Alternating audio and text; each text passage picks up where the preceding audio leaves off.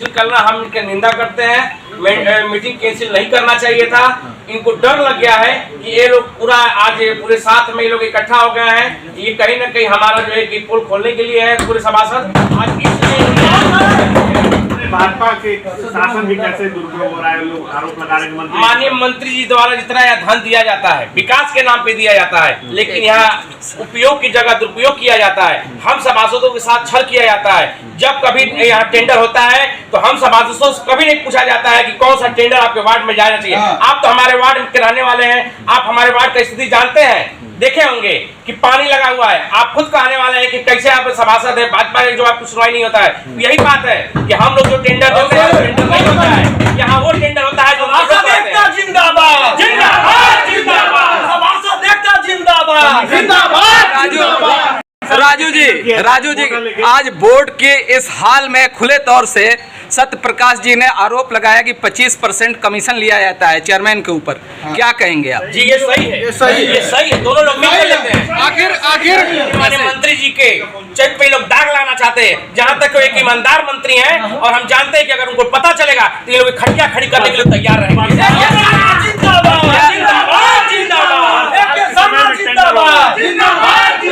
Tender नहीं हुआ बरसात के समय में, आपने एक भूमि पूजन किया है, बरसात का सीजन आ गया, कैसे काम होगा बताइए। देखिए टेंडर पहले का हुआ था, लेकिन हम जानते हैं कि कुछ सभासद हमारे भाई ऐसे हैं कि वहाँ आरोप पे आरोप लगाते गए। यहाँ के जय साहब और ईओ साहब या चेयरमैन साहब सबको पता है यहाँ सफेद बालू से काम किया जा रहा है, लेकिन कभी वो लोग देखने नहीं गए, बस ये बताते गए कि वो हो सकता है कि सभासद को कमीशन चाहिए इसलिए परेशान कर। राजू जी आज तक कमीशन के चक्कर में नहीं, हम लोग राजू जी के चक्कर में रहते हैं, निर्माण कार्य के चक्कर में रहते हैं। देखिए हमारे मंत्री जी ठंडे के हम बता रहे हैं कि हमारे मंत्री जी को अगर ये सब पता चल गया कि अगर यहाँ ऐसे चल रहा है तो हम बता रहे हैं कि इन अधिकारियों और इनके चेयरमैन साहब का खैर नहीं है।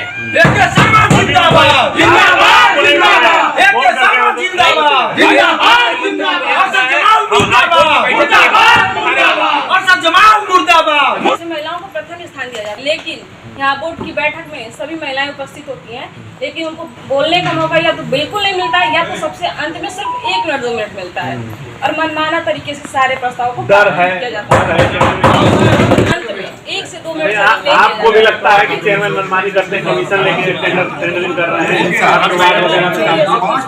अभी मेरा कोई ऐसा विचार नहीं है क्योंकि बिना पुख्ता सबूतों के मैं ये बात नहीं कह सकती, लेकिन ऐसा है कि मनमाना तरीके से सभी प्रस्तावों को पारित किया जाता है बिना किसी भी संगत चर्चा के।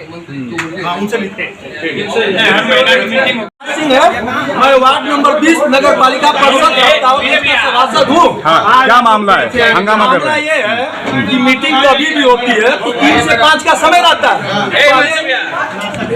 पहले तो ये समय नहीं पर्याप्त देते हैं किसी सभासद को या महिलाओं को बोलने के लिए किसी, और 45 मीटिंग का ये नियम होता है कि 45 सभासद हमारे हैं नगर पालिका में, तो 23 इनके पास जब रहेंगे तो बोर्ड का मीटिंग होगा। चूंकि 30 सभासद हमारे साथ हैं, इनके साथ 15 सभासद हैं, इसीलिए जल्दी 20 मिनट में मीटिंग खत्म करके भाग गए। मीटिंग नहीं हुई मीटिंग के लिए आप धूमिल कर रहे हैं भाजपा की सरकार को। बिल्कुल देखिए भाजपा की एक नीति है, मंत्री जी की एक नीति है कि हम नगर पालिका में जितना पैसा दे रहे हैं उतना पैसे का सही दुरुपयोग हो। पर अरशद जमाल चेयरमैन साहब जो हैं यहाँ 25% कमीशन लेते हैं और गुणवत्ता जो है सही से नहीं होती है। उसी के डर से वो भाग गए हैं कि कहीं हमारी बातों को उजागर न कर दिया जाए। आज इतना समय बाद बिल्कुल हमारे सारे सभासद हैं। ईओ के ऊपर क्या करना? अधिशासी अधिकारी दिनेश कुमार यादव जी जो है बहुत ही अच्छे ईओ है और हम लोगों की बातों को सुनते हैं। पर आज वो अरशद जमाल चेयरमैन के दबाव में आके वो भी मीटिंग का कैंसिल करके भाग गए।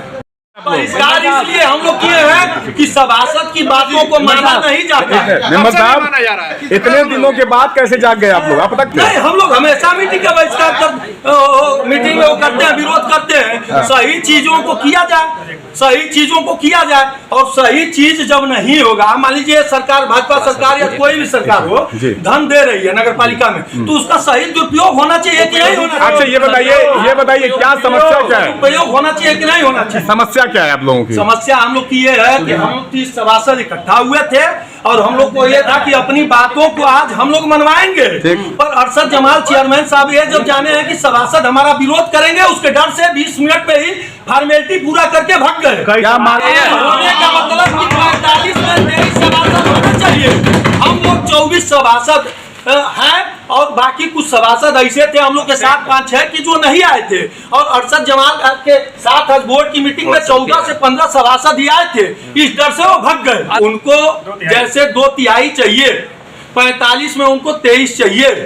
23 रहेगी तो ही बोर्ड की मीटिंग पास होगा या कोई एजेंडा पास होगा।